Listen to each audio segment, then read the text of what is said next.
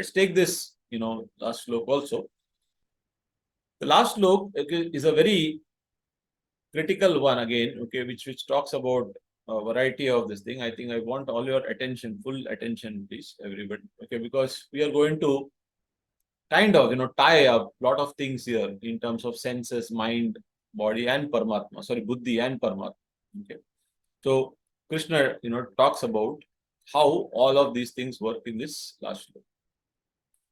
So he starts off with first the same simple understanding that इंद्रियों से सब कुछ शुरू होता है. तो आखिरी श्लोक में कृष्ण अर्जुन से कहते हैं, तू इंद्रियों को वश में कर मन से, मन को वश में कर बुद्धि से, और बुद्धि की बागडोर दे दे परमात्मा के हाथ में.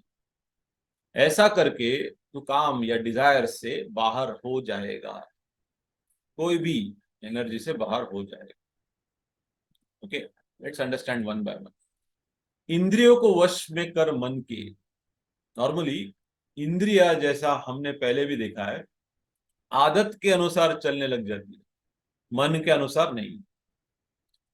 किसी को सिगरेट पीने की आदत है, टाइम हुआ, हाथ अपने आप पॉकेट में गया, सिगरेट का पैकेट उठाया, एक सिगरेट मुंह में दबा लिया, लाइटर लेके सिगरेट लाइट करता है, फिर धुआं अंदर बाहर करने लग जाता है.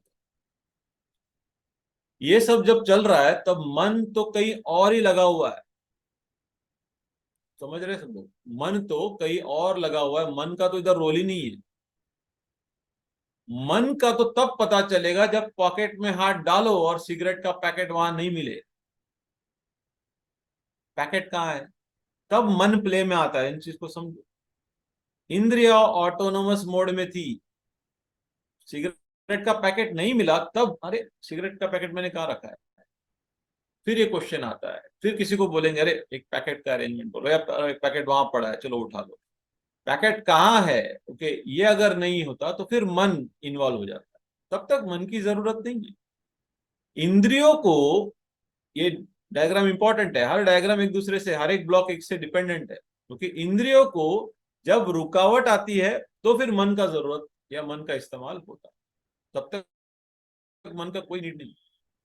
हमने इंद्रियों को इस तरह ऑटोनोमस कर दिया है कि मन के बिना भी, उसके इन्वॉल्वमेंट के बगैर भी वो अपना काम करती रहती है. आदत बन जाती है अनकॉन्शियसली. अनकॉन्शियस मत होना, यही ट्रिक है. कॉन्शियस रहना, अवेयर रहना, दैट इज द ट्रिक. अगली बार पॉकेट में हाथ जाए तो मन को लेके आओ. हाथ से मत निकालना सिगरेट, मन से निकालना, जानते हुए कॉन्शियसली निकालना. मुंह में सिगरेट रखना, नो प्रॉब्लम, कॉन्शियस, जानते हुए सिगरेट को आग लगाना, जानते हुए धुआं अंदर लेना और जानते हुए धुआं बाहर छोड़ना. कॉन्शियसली जानते हुए करे कि ये धुआं आपके अंदर जाके क्या करता है, एनालाइज करना. तब जब एनालाइज करोगे तो पता चलेगा ये क्या स्टुपिडिटी है. That's a different thing. Okay, लेकिन मन लगा के करेंगे तो करना मुश्किल हो जाता है. जो भी इंद्रिया करवाती हो उसको पूरे अवेयरनेस के साथ करे तो आप देखेंगे कि इंद्रियों की शक्ति मन से कम होने लग जाती है और मन की शक्ति इंद्रियों पे बढ़ती चली जाती है. ये कृष्ण कह रहे हैं कि इंद्रियों को वश में करो, किससे? मन से. ठीक वैसे ही ब्लॉक आगे बढ़ाते हैं, मन को वश में करो बुद्धि से. आप गाड़ी चला रहे हो, हाथ स्टीयरिंग पे है, ऑटोमेटिकली गाड़ी चल रही है, आपका मन और कहीं है. आज ऑफिस में कुछ हो गया, घर पे कुछ हो गया, आप उस इवेंट को याद करते थॉट्स में जा रहे हो. आज प्रमोशन मिल गया, ओके, प्रमोशन में 20% इंक्रीमेंट हो गया. अब सोचते हैं हाँ इस साल 20 हुआ, अगले साल 40 होगा, फिर 100% ये होगा, फिर मैं महल खरीदूंगा, फिर मैं राजा जैसे जीऊंगा, मेरा रिटायरमेंट में मैं एआई वेकेशन में चला जाऊंगा. बंदा गाड़ी चला रहा है और वो वहां पे वेकेशन में भी पहुंच गया, राइट. रिजॉर्ट में स्विमिंग पूल में डुबकियां ले रहा है, राइट. सब मन के अंदर. लेकिन गाड़ी चलाए जा रहे हो मन लेकिन सपने देखे जा रहा है। अगर कुछ नेगेटिव था तो अपसेट हो, कुछ पॉजिटिव था तो उस विचार में डूबे हुए हो। आपके विचार से आप उड़ते जा रहे हो एक जगह से दूसरे जगह। मन का कमाल है। अचानक ये सब चल रहा है, गाड़ी के सामने कोई आ जाता है, अचानक आप देखोगे मन काम करना बंद कर देता है। फिर प्रॉब्लम सॉल्व करना है ना।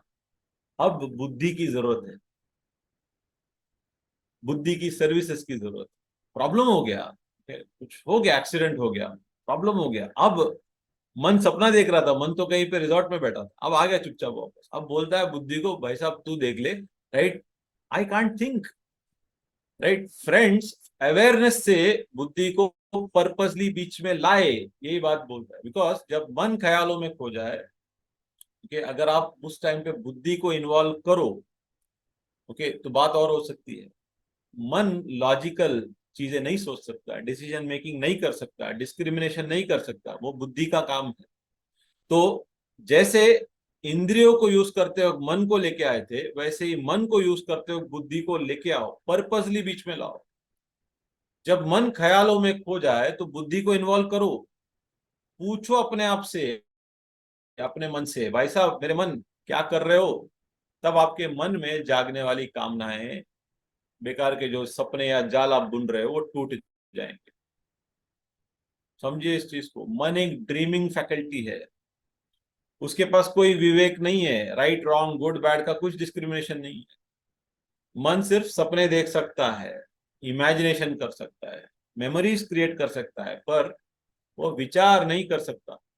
विचार की शक्ति बुद्धि के पास है। सिर्फ बुद्धि को बीच में लेके आए और जागरूक होके, एकदम अवेक होके मन को यूज करे, बुद्धि को सदा खड़े रखे और कहे कि देख मन क्या कर रहा है। ओके, और मन उसी तरह बुद्धि के वश में होना स्टार्ट हो जाता है। फिर आप जो करोगे इंटेलिजेंटली करोगे। मैं एग्जांपल हमेशा देता हूँ। मैं बॉम्बे के स्ट्रीट्स में चल रहा हूँ, रात का टाइम है, रास्ते पे मुझे एक सांप दिखा। इंद्रिया, मेरे हाथ पैर ठंडे पड़ गए। ओके, सांप दिखा, फियर आ गया।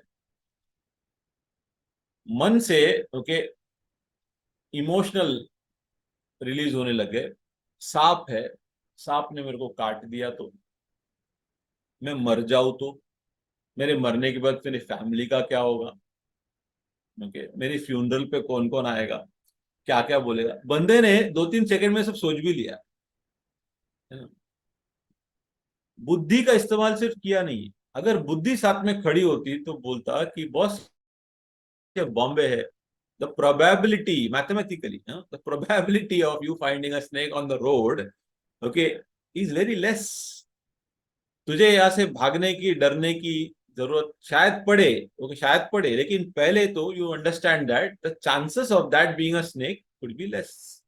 एक टॉर्च ले ले, लाइट मार के देख ही ले, सही में सांप है कि नहीं। फिर तो डर, फिर तो अपना ख्याल वयाल बना, लेकिन पहले देख तो ले। और फिर पता चले कि अरे वो तो एक रस्सी का टुकड़ा था। ओके, वो रस्सी के टुकड़े ने कुछ नहीं किया सांप बनने के लिए, उसने ऐसे उड़ के कुछ काटा वाटा नहीं मुझे, मैंने अपने इमेजिनेशन में उसको सांप बना दिया है। ठीक? ये होता है। इसीलिए कृष्ण कह रहे हैं कि बुद्धि को साथ में खड़ा तो रखो। ओके, क्योंकि अगर ऐसा करोगे तो फिर मन बुद्धि के वश में होना स्टार्ट हो जाएगा। दैट इंटेलिजेंट डिस्क्रिमिनेशन, उसका लेयर पहले आएगा, इमोशन बाद में आएगा। आदमी अगर इंद्रियों को मन के वश में कर ले और मन को बुद्धि के वश में कर ले और सब कुछ बुद्धि को सौंप दे, यहां से भी आगे जाना पड़ेगा अपने को, वहां रुकना नहीं है। सब कुछ बुद्धि को सौंप दे तो ईगोइस्ट हो जाएगा। बुद्धि बहुत अहंकारी है। अहंकार, ईगो बुद्धि से आता है। रीजनिंग मस्त करता है बुद्धि। बुद्धि कहता है मैं जानता हूं, सब सब पता है मेरे को। बुद्धि सोच सकता है, विचार कर सकता है, डिस्क्रिमिनेट कर सकता है, पर जीवन के अल्टीमेट सच, अल्टीमेट ट्रुथ, सत्य उसके भी बियॉन्ड है। जब बुद्धि उलझती है, अभी सी द पैटर्न, जब इंद्रिया उलझ गई, फंस गई, तो मन की जरूरत पड़ी। मन जब फंस गया तो बुद्धि की जरूरत पड़ी। जब बुद्धि उलझ जाएगी तो परमात्मा की याद आएगी। जब तक बुद्धि से काम होता है ना, परमात्मा की याद नहीं आती हम। एक आदमी बिजनेस कर रहा है, बिजनेस ठीक ठाक चल रहा है, मस्त चल रहा है, पैसा आ रहा है, धंधा ठीक है एकदम, परमात्मा की कोई याद नहीं।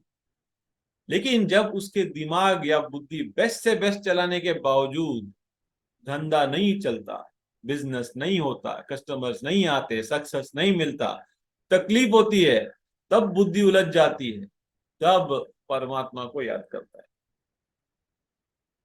एक व्यक्ति डॉक्टर के पास जाता है, डॉक्टर अपनी बुद्धि का पूरा इस्तेमाल, पढ़ाई का, मेडिकल साइंस का कंप्लीट नॉलेज यूज करता है। केस कॉम्प्लिकेटेड होता है, मे बी एक ऐसा स्टेज आता है जहां मेडिकल साइंस इसके आगे उसे कोई आइडिया नहीं, उसके लिमिट को हिट कर देता है, तब बुद्धि थक जाती है, डॉक्टर की भी हमारी भी। डॉक्टर भी कहता है जो हम कर सकते हैं हम कर रहे हैं, लेकिन अब हमारे हाथ में कुछ भी नहीं। ये फिल्मों में बहुत कॉमन डायलॉग है ना, राइट? अब आपको दवा की नहीं दुआ की जरूरत है, काइंड ऑफ, राइट? अब हमारे हाथ में कुछ नहीं, तब एकदम हम हाथ जोड़ देते हैं, हे भगवान परमात्मा रक्षा कर। जहां बुद्धि थक गई वहां परमात्मा की जरूरत है। पर ध्यान रहे, कृष्ण ऐसे हारी हुई बुद्धि का समर्पण करने की बात नहीं कर रहे हैं। तो बहुत आसान है, ऐसे समर्पण का क्या फायदा? समर्पण तो तब जब बुद्धि ठीक ठाक चल रही हो, सब बिल्कुल मस्त चल रहा हो, तब जब आदमी परमात्मा को याद कर सके, स्मरण करता है, अपने सफलता में भी उसकी बुद्धि, उसका ईगो, उसका अहंकार परमात्मा के लिए समर्पित होकर परमात्मा के वश में हो जाता है। ठीक है, दिस वेरी इंपॉर्टेंट ना। सब थक हार के हमने समर्पण किया तो क्या किया, लेकिन जब सब कुछ सही चल रहा था, तब भी रियलाइजिंग दैट की ये भी हो रहा है परमात्मा की कृपा से, राइट? ईगो हमारे अंदर फिर बिल्डअप नहीं होता, हम अहंकार में नहीं जीते थे, क्योंकि उसका भी हमने समर्पण कर दिया। Ganpati season is going on here, okay, in Bombay. सब लोग आरती में पार्टिसिपेट करते हैं। आरती में एक लाइन आता है, और ये लाइन बहुत कॉमन लाइन है सारे ही इसमें, कायेन वाचा मनसेन्द्रियर्वा बुद्धि आत्मनावात् प्रकृते स्वभावात् करोमि यद्यत् सकलम परस्मै नारायणायेति समर्पयामि। सर्वम नारायणायेति समर्पयामि, राइट? सब कुछ, कायेन वाचा, बॉडी हो, सेंसेस हो, इंद्रिया हो, ओके, मन हो, बुद्धि हो, अहंकार हो, सब कुछ समर्पण। ओके, और ये अच्छे टाइम में, ओके, कोई हारे हुए टाइम में नहीं। This is very very important, okay? And the Kathopanishad, one of the very very, you know, I would say very pivotal books, in our culture. Kathopanishad mentions this in the form of an image. It actually shows how these five horses represent the five senses. The charioteer, okay, is holding the reins, which is nothing but the mind. The charioteer himself is the intellect, but the owner, the soul, the atma, okay, is somebody who is the actual owner, is seated behind. Just think, okay, take the charioteer out of the picture for a while, फिर क्या होगा? इन पांचों घोड़ों में से जो strong है वो चैरियट को कहीं लेके जाएगा, वो थक जाएगा, ओके, तो चैरियट कोई दूसरे जगह चला जाएगा, फिर वो थक जाएगा, चैरियट कोई तीसरे जगह चला जाएगा। Chariot will go aimlessly here and there. ठीक है, हम भी ऐसे ही करते हैं, राइट? कुछ टेस्ट खाने का मन किया, कहीं पहुंच गए, ओके, फिर हमारे बारे में कुछ अच्छा सुनने का मन किया, दोस्त को कॉल कर लिया, बिकॉज पता है वो तारीफ ही करता है, राइट? फिर पता चला मुझे ये सिनेमा देखनी है, मैं वहां मूव हो गया। एक के बाद एक सेंस ग्रेटिफिकेशन ही कर रहा है, ठीक है? माइंड अगर ढंग से यूज करो, चैरिटर को बीच में लेके आ जाओ, इंटेलिजेंस को लेके आ जाओ, then all of this can be in control, okay, and then ultimately the samarpan is possible, right? Verse from Kathopanishad also says, Mahata param avyaktam avyaktat purushah para purushan param kinchit sa kasha sa paragatihi. Beyond the senses are objects, beyond the objects is the mind, beyond the mind the intellect, beyond the intellect the Atman, beyond the Atman is the unmanifest, the Purush, Beyond the Purush, there is nothing. What a statement. Beyond the Purush, there is nothing. This is the end, the supreme goal. Upanishads are like that. Upanishads don't advise. They point out to the truth. Bas khatam. मानना नहीं मानने का बात ही नहीं. There is no tark work and all. Okay, no question answer. Straight away. Okay, what is the principle given? Okay, so exactly what Krishna is mentioning. And if you actually look at the Bhagavad Gita's images also, it is the same, right? Krishna is the buddhi. हम अर्जुन है. Okay, Arjun successfully वहीं पहुंच सकता है. अगर कृष्ण नहीं हो तो फिर कहीं नहीं पहुंच सकता. Krishna is the intellect, the reins in his hand, the mind, the horses representing the senses. Take Krishna out of the picture and the Bhagavad Gita would not have happened. Right? So Krishna, the charioteer here, okay, basically the one who's showing the way, taking you to the way, is very important. So the entire imagery of Bhagavad Gita, all the images where you show this picture, right, is typical symbolism of the same idea which we just spoke. So friends, इंद्रियों को दे दो मन के हाथों में, मन को दे दो बुद्धि के हाथों में, और बुद्धि को दे दो परमात्मा के हाथों में, और आप अपने सारी कामनाओं के पार हो जाओगे. सारी कामनाओं को डिसॉल्व होते देखो और अपने आत्मा से एक हो जाओगे. Okay, so as Nidhi ji asked, okay, हमारे मन और बुद्धि का क्या रोल है? यही रोल है, राइट. अल्टीमेटली एक एक करके समझ के एक दूसरे के हाथ में देते देते फाइनल समर्पण पे जाना. That is what. ओके.